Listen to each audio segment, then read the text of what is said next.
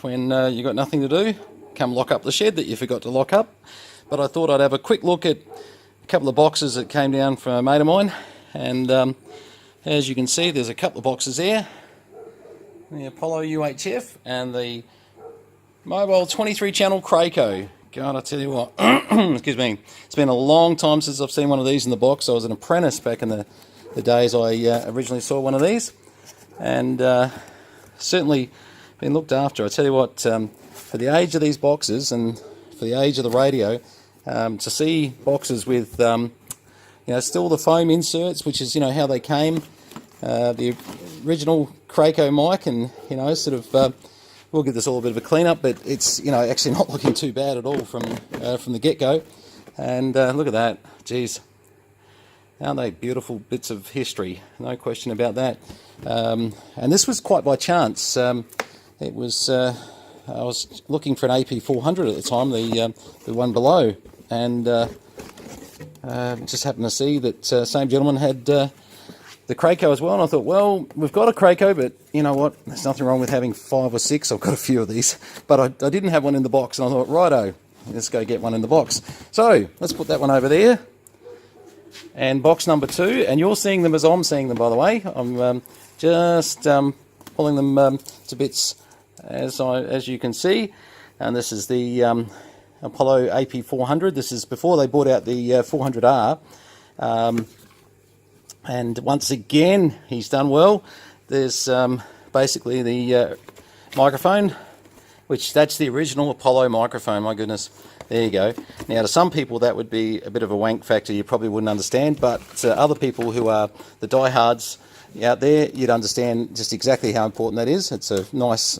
There we go. We get this out. Geez, I'm going well here. And there you go. Look, you don't get a better front panel than that. Seriously. That is just so clean.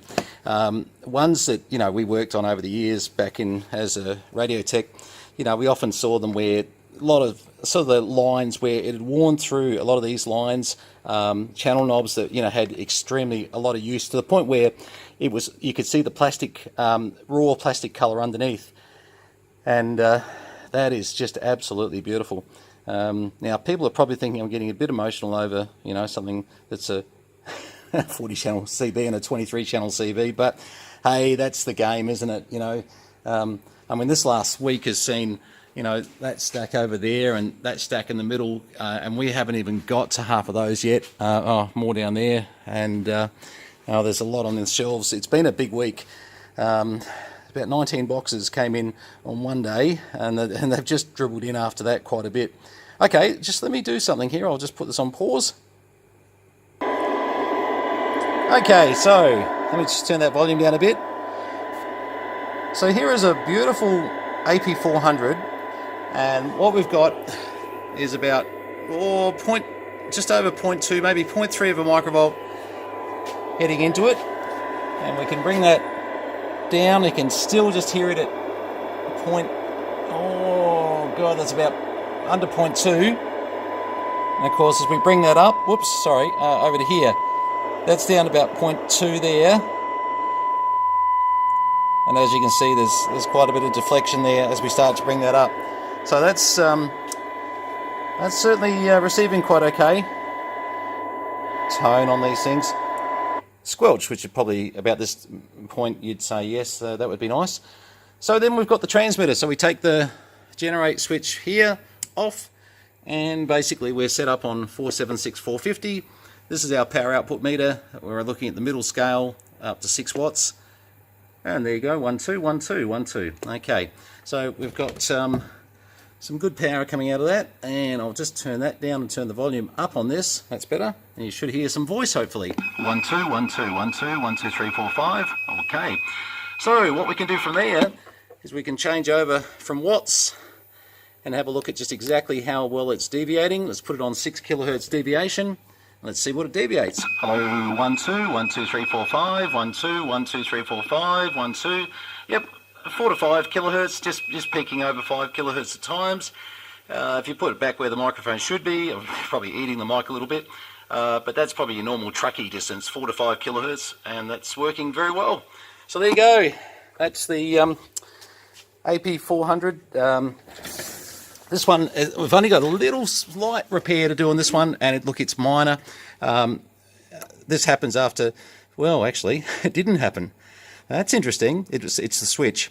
Okay, what was happening, the bottom digit here was turning off. Ah, look at that, it's done it, and it's the switch. Yep, okay. On the 40 channel switch here, just a trick for new players, if you've got an AP400R, we used to fix loads of these, you give the switch a bit of a move, and you go, ah, look at that.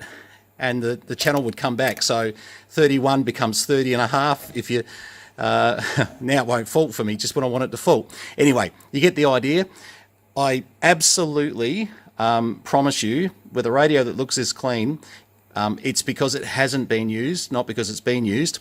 What you do is you spray it, you use some Electrolube, spray the switch, put the covers back on, I guarantee you it'll be fine. But, you know, as you're seeing, just with a bit of use at the moment. Now, there you go, it's off. Now, see how I knocked the switch and it's back on?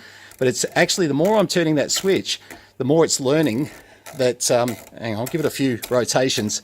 Yeah, no, I'll definitely put some lube into that. But yeah, you'll find it's an easy fault. Look, in the old days, there were complete display blocks that used to die, and that was pretty unusual. Normally it was the switch on these that you clean those up. Just something else too I noticed, have a look at this. Jeez, he didn't tell me it had an original book. Ah, God, I tell you. I mean, this, oh, what's under here? More. The stuff just keeps going. Oh, this is your, now remember these days, you applied for your CB radio license? Well, there you go, on the RB14 document. Gee, I remember the old RB14, etc. And there you go. You had to get your parents to sign. That was me. I was SAK476, and that was my license, government call sign back in 1970 something. And you had this all signed and done. And yeah, I had to get my parents to sign it because I was too young to be the legal person. So, look, that's great. Look, cannot be happier that it's got a book as well. God, that was very unexpected. All right, let's just quickly, since it's 1 o'clock in the morning or after, let's just quickly hook up the Kraco for what the heck, you know, because it's a bit of fun. And hey, it's hot, it's terrible. It's only going to get hotter tomorrow, so might as well do it now. Won't be a tick. Okay, and here we have the Kraco 23 channel SSB Deluxe, and this is receiving down into the nowhere land. This is unbelievable. Look at the injection there. I mean, it's probably 0.1 of a microvolt, sorry, on 26965. And I reckon I could take that down a tad further. Let's have a look at that signal meter. Whoops, sorry. Still hearing it. Oh, I can just hear it at 0.05 of a microvolt. Okay, so we've worked out that it definitely receives. Let's turn our generator off, get rid of the noise. Let's have a look at, hello, test 1 2 1 2 1 2 3 4 5 1 2 1 2, and that's just AM working away as a carrier beautifully. And 1 2, hello, test 1 2 3. We'll give it a bit of a peak tune. Hello, test 1 2, and we will get this thing percolating quite a bit. It's just over the, let me turn that down. It's doing about 5 watts or so. That's not unusual for radios that have sat around for quite a while. We normally go in and, you know, tune the filters, tune the output stage, and it takes about 10 minutes, honestly. It really is that easy. And you would rather have something that is so mint and so as per it was sold, you know, back in the day in the 70s, that looks like this, that needs a tune, versus something that's all scratched up and super tuned as such, you know. Original Kraco mic, which is nice. And remembering with the Kraco, the mic they put in a rather awkward position underneath, and still got bracket screws and bits. They were the original bracket screws, by the way, just in case anyone's really interested. They're kind of neat, but yeah, cases are beautiful on this thing, it really is. And as we were just doing, hello, test 1 2, hello, test 1 2, yeah, look, that, oh, sorry, it would be good if I could show you the monitor a bit better. 1 2 3 4 5, 1 2 1 2, yeah, look, that's really, all you're going to hear from that is actually a bit of, we're not resolving sideband, 1 2 1 2 1 2, hello, test 1 2 3 4 5. It's got a lot of punch, and we'll just bring that power level up a bit. It won't be a fault. It's not. It's all it is tuning, and it take. You know what? I might even do it now. it's that late at night. Might be a bit of fun. Look, I'll leave this video because we've just hit 10 minutes. So nice to be able to show you some gear that's come in. You know, boxes and all. I mean, these boxes and bits and pieces are just fantastic. I can't tell you how much I admire stuff that is still, you know, has an original box. So I've got a lot of boxed equipment. I don't know, the bit 60, 70, maybe 80 radios in boxes, and they're just, you know, they're hard to pull out, to be honest. But you know, we do. But there's a few that I've got a good 20 or 30 Rosses that I haven't even pulled out the box yet. They're sitting in my room, and they're kind of like display pieces, but they're boxed radios, and every box has got the radio sitting inside it. We've got to the stage we've got 2 of some of these radios. It's 3 actually. Anyway, we'll talk about my eccentricity another day. Okay, 73s. Just it's a bit of a late night YouTube video, but it's a bit of fun when it's some really great looking stuff. And I won't name the seller. I know who he is. He knows who he is. But I will say thank you very much. Absolutely. Cheers all the best.